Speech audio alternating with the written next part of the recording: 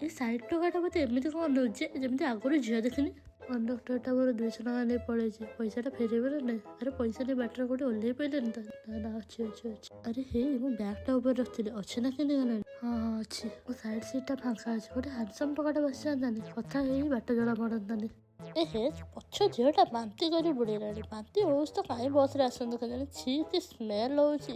ଝରକାଟାକୁ ଖୋଲିଦିଏ। ଆରେ ଚପଲଟା ମୋ ଗୋଡ଼ ତଳକୁ କୁଆଡ଼େ ପଳେଇଲା? ଆରେ ମାଉସୀଙ୍କ ନାତି କ'ଣ ସେଇଟା ପିନ୍ଧିଛି? ଦେ ମୋ ଚପଲ ଦେ। ଆରେ ମୋ ଆଖି ଲାଗିଯାଇଥିଲା, ଦେଖେ ମୋ ଷ୍ଟପେଜଟା ପଳେଇଲି ତ। ନା ଯାଇନି ଆହୁରି 1 କିଲୋମିଟର ଅଛି। ଓହୋ।